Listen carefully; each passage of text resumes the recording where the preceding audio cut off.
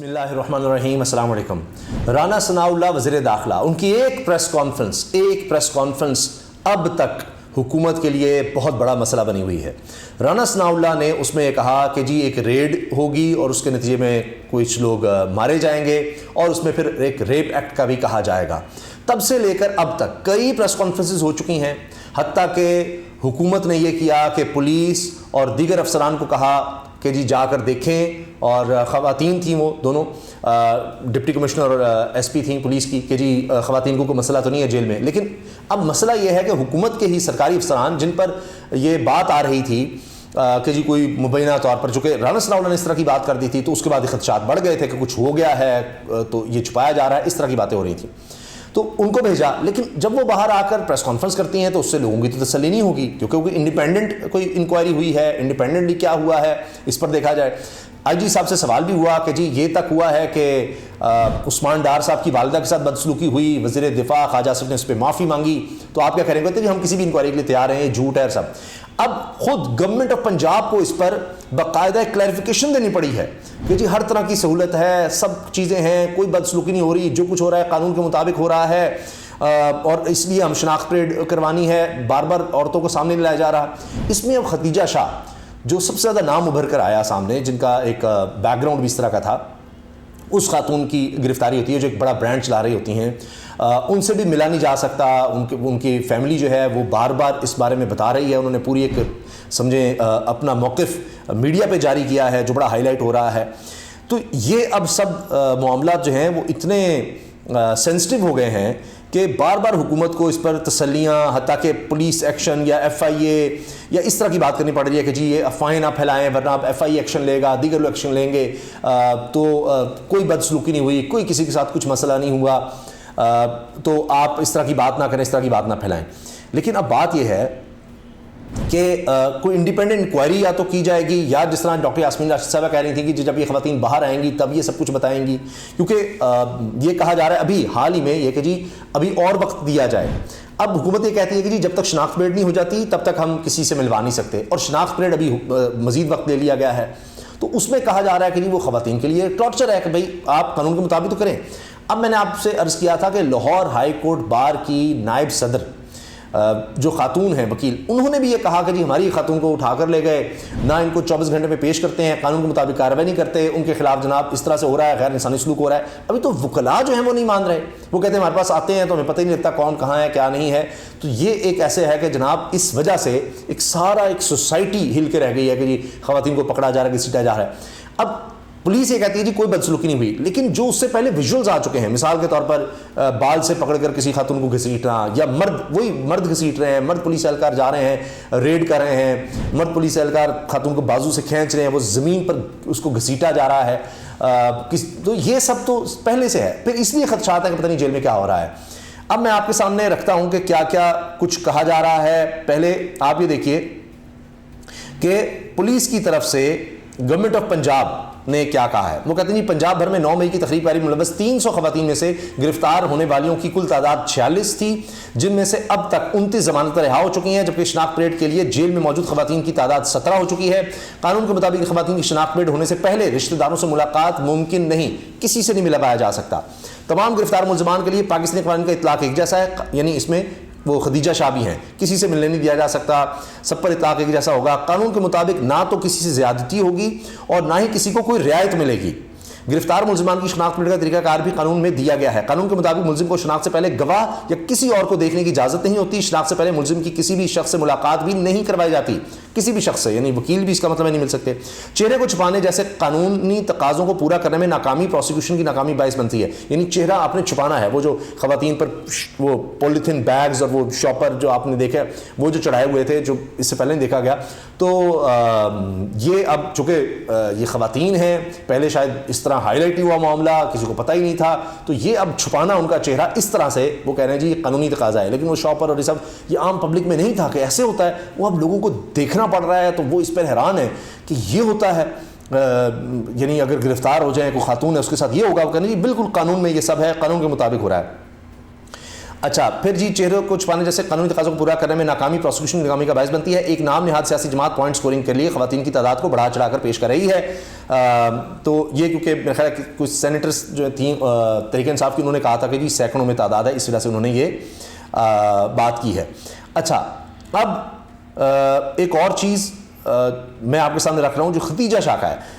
اب کہ جی وہ رانا ثناء اللہ صاحب کی پریس کانفرنس کس کے حوالے سے تھی، وہ بھی رانا ثناء اللہ بار بار ٹیلی ویژن پر آ کر بتا رہے ہیں کہ جی وہ یہ تھا کہ ایک آڈیو ہم نے دیکھی. اب ایک سوال کے جواب میں کہتے ہیں کس کی تھی، تحریک انصاف کے کون سے لوگ تھے؟ انہوں نے کہا یہی جو ٹائیگر فورس ٹائپ. انہوں نے کہا جی فرسٹ ایئر، انہوں نے کہا نہیں، سیکنڈ ایئر بھی نہیں، تھرڈ ایئر، یعنی جو عام کارکن ہیں ان میں سے کسی کی تھی وہ آڈیو جس میں یہ بات ہو رہی تھی کہ جی اس طرح اب ہوگا تو ہم اس کو استعمال کریں گے کہ جی یہ تو ریپ ہوا ہے. وہ کہتے ہیں ریپ ایکٹ ہے، ہوا نہیں ہوگا لیکن وہ کہیں گے تو ہم شناخت کر رہے ہیں، ہم ان کو پکڑ لیں گے، ان تک پہنچ جائیں گے، ہم نے کر لیا ہے، جب پہنچیں گے پکڑیں گے پھر آپ کو بتائیں گے، ابھی ہم نہیں تفصیل بتا سکتے. رانا ثناء اللہ یہ کہہ رہے ہیں کہ جی یہ ساری پریس کانفرنس اس حوالے سے تھی، اس لیے ہمیں کرنی پڑی کہ وہ رات کا ہی پلان تھا، اس لیے مجھے 12:30 بجے رات کو آ کے کرنی پڑی کیونکہ اسی رات کا یہ پلان تھا. اب مظہر عباس صاحب کہتے ہیں جی اسی طرح تو 40 لوگوں کا کہا تھا کہ عمران خان کے گھر میں 40 دہشت گرد موجود ہیں، وہ آج تک ان کا انتظار کر رہے ہیں کہ کون سے 40 دہشت گرد تھے، وہ نہیں سامنے آ سکا. تو لہٰذا حکومت کی کریڈیبلٹی نہیں رہی کہ اس کی کسی بھی پریس کانفرنس، کسی بھی اسٹیٹمنٹ، کسی بھی چیز کا اعتبار کیا جا سکے. ابھی میں نے ویڈیو بنائی، آپ کو بتایا کہ جی وزیر صحت جب کہہ رہے ہیں کہ جی شراب اور کوکین کی بے دریغ استعمال میرا ہے عمران خان صاحب کے پیشاب میں سے، اور اس کو پھر نیا بھی ریجیکٹ کرتا ہے. انصار باسی صاحب کی رپورٹ آتی ہے، ایک ایک پریس کانفرنس جو ہے ان کی، وہ آپ دیکھیے اس سے ان کی کریڈیبلٹی اور ختم ہوتی ہے. اسحاق ڈار اگر وزیر خزانہ کی آپ بات کریں گے تو ان سے آپ دیکھ لیجئے، وہ کہتے ہیں جی بڑا معیشت ٹھیک ہے، کوئی مسئلہ نہیں، میں 200 سے نیچے ڈالر لے کر آؤں گا، وہ 300 سے اوپر چلا گیا. تو کریڈیبلٹی وہاں نہیں ہے. جو حکومت پوری آئی تھی مہنگائی مکاؤ، وہ آپ دیکھیے 13% مہنگائی تھی، وہ 36% سے زیادہ چلی گئی، اس کی کیا کریڈیبلٹی ہوگی؟ کوئی ایک چیز ہو جو وزیر اعظم اس کے بعد یہ کہے گا کہ میں 6 مہینے میں سب کچھ بدل کے رکھ دوں گا، اور آج کی اسٹیٹمنٹ آئے کہ مجھے جگہ نہیں مل رہی کہ منہ چھپا کر میں کہاں چلا جاؤں، شہباز شریف کے الفاظ ہیں. تو آپ سوچیے کہ اس کی کریڈیبلٹی کیا ہوگی. جو کہتے تھے کہ جی ہم آئین اور جمہوریت قانون ہم سے زیادہ کوئی نہیں، عمران خان نے بدلے لیے، وہ جب آ کر نیب کے کیسز بنائیں گے تو کیا کریڈیبلٹی ہوگی؟ جب ان کے دور میں صحافیوں کے ساتھ یہ ہو رہا ہوگا، لوگوں کے ساتھ، جب ہیومن رائٹس واچ کہہ رہی ہوگی جی آپ غلط کریں، ایمنسٹی انٹرنیشنل، اقوام متحدہ، تو ان کے تو بنیادی انسانی حقوق کی بات جب ہو رہی ہوگی تو سب جب آواز اٹھا رہے ہوں گے تو ان کی کیا کریڈیبلٹی ہوگی اس حکومت کی. تو کوئی ایک کرائٹیریا جو آپ لے لیتے ہیں کہ اب یہ وقت آنا تھا کہ IMF آپ کو کہے گا کہ آپ کانسٹیٹیوشن اپنے آئین پر، ایک مالیاتی ادارہ، ایک بینک آپ کو کہہ رہا ہے کہ اپنے آئین پر عمل کر لو، اپنے گھر میں لڑائی تو ختم کر دو. یہ حال ہو گیا ہمارا، تو عالمی سطح پر، مالیاتی سطح پر ہماری کیا کریڈیبلٹی، کیا حکومت کی ہوگی؟ تو اس لیے جو بھی کرتے ہیں تو پہلی چیز یہ آتی ہے کہ عوام میں اس کا تاثر ہی جاتا ہے، نہیں یہ تو بات ہی غلط ہوگی. یہ حال ہو چکا ہے. اچھا اب آپ دیکھیے جو ختیجہ شاہ صاحبہ ہیں ان کے حوالے سے کہ جو ان کو پیش کیا جانا تھا وہ نہیں پیش کیا گیا اب تک، کیا ہو رہا ہے اس پر جناب IG پنجاب کہتے ہیں خواتین کے ساتھ جیل میں زیادتی کے الزامات من گھڑت ہیں. ختیجہ شاہ کی رہائی کے لیے حکومت سے زیادہ اسٹیبلشمنٹ کی طرف سے دباؤ ہے، لیکن آرمی چیف نے رعایت نہ دینے کا کہا ہے. یہ رانا ثناء اللہ صاحب نے بات کی ہے. وزیر داخلہ کہتے ہیں کہ ختیجہ شاہ کی رہائی کے لیے حکومت سے زیادہ اسٹیبلشمنٹ کی طرف سے دباؤ ہے، کیونکہ ان کے نانا جو ہیں وہ آرمی چیف رہے، لیکن آرمی چیف نے رعایت نہ دینے کا فیصلہ کیا ہے. یہ رانا ثناء اللہ کہہ رہے ہیں کہ انہوں نے فیصلہ کیا ہے کہ کسی قسم کی کوئی رعایت نہیں دینی. اچھا اب کسی خاتون قیدی سے بدسلوکی نہیں ہوئی، PTI کو الزامات لگانے شرم آنی چاہیے. IG نے ختیجہ شاہ کے حوالے سے جناب یہ بات کی ہے. اور یہ بھی میں آپ سے عرض کر دوں کہ IG نے کہا ہے ختیجہ شاہ کو اسپیشل ٹریٹ نہیں کیا جا رہا. ڈاکٹر انوش نے کہا ہے ان کو کوئی اسپیشل ٹریٹمنٹ نہیں دیا جا رہا.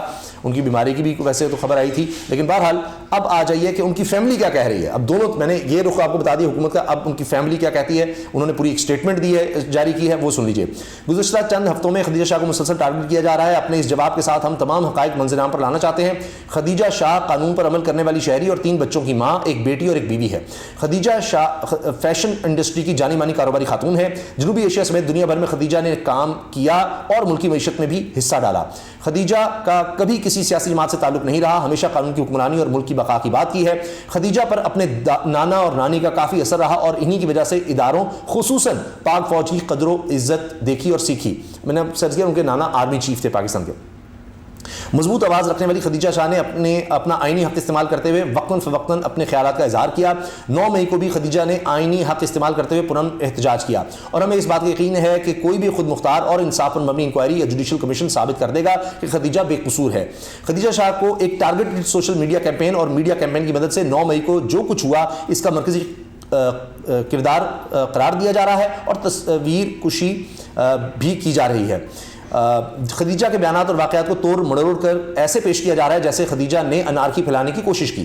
یہاں یہ بات واضح کر دیتے ہیں، خدیجہ اور ہمارا پورا خاندان ملک و قوم کی خاطر اپنی جانوں کا نذرانہ دینے والوں کی قدر کی نگاہ سے دیکھتے ہیں اور ان کی پراپرٹی کا نقصان کرنے اور دیگر پرتشدد واقعات کی صاف صاف مذمت کرتے ہیں۔ ایسے پرتشدد واقعات کی ایسی ریاست میں کوئی گنجائش نہیں جو قانون کی عملداری چاہتی ہو اور جمہوریت پر یقین رکھتی ہو، اور یہی سوچ خدیجہ شاہ کی بھی ہے۔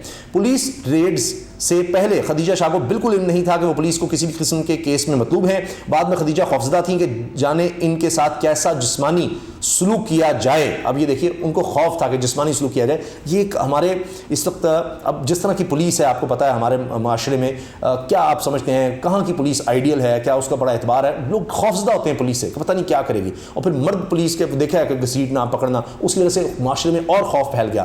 اور یہ میں نہیں کہہ رہا، یہ تمام تجزیہ کار کہہ رہے ہیں کہ بڑا خوف ہے کہ پتہ نہیں ہمارے ساتھ کیا کریں گے جو پولیس اہلکار ہیں۔ پھر اس پر یہ بھی کہ بتا چکے ہیں آپ دیکھیں سینئر صحافی کہ مہر صاحبہ ایئر میں پروگرام کرتی ہیں کہ جی ان کی کزنز جو پکڑی گئی انہوں نے بھی شکایت کی کہ ہمارے ساتھ یہ کچھ کیا گیا۔ تو اسی طرح سے دیگر میں نے آپ کو مہر صاحبہ کا کوٹ کر دیا، تو اس لیے وہ کہتے ہیں جی خدیجہ خوفزدہ تھیں کہ کیا جسمانی سلوک کیا جائے گا، جیسا وہ دیکھ چکی ہیں پہلے ہی خبروں میں دوسری عورتوں کے ساتھ ہوتا ہے۔ اس سے پہلے کہ اس کے باوجود خدیجہ نے کہا وہ ہر قسم کی تحقیقات کے لیے خود پیش ہوں گی، اور 23 مئی کو CCPO لاہور کے آفس خود پہنچیں تاکہ وہ اپنے خلاف لگے الزامات کا جواب دے سکیں۔ حالانکہ خدیجہ ہر طرح کی تفتیش میں ساتھ دینے کے لیے تیار تھیں، پھر بھی انہیں گرفتار کر لیا گیا ہے۔ تب سے اب تک 24 مئی کو خدیجہ شاہ کو ATC میں کالے کپڑے کے ساتھ چہرہ ڈھانپ کر پیش کیا گیا، پھر خدیجہ کو جوڈیشل کسٹڈی میں بھیجا گیا تاکہ شناخت پریڈ ہو سکے، لیکن انہیں کوٹ لکھپت جیل میں رکھا گیا جہاں نہ اہل خانہ سے ملاقات کر سکتے تھے اور نہ ہی وکلاء کو ملنے دیا جا رہا تھا۔ خدیجہ کی صحت سے متعلق اور بھی بہت سی افواہیں باہر آ رہی تھیں، مگر پھر بھی اہل خانہ اور وکلاء کو ایک بار بھی ملاقات کرنے نہیں دی گئی۔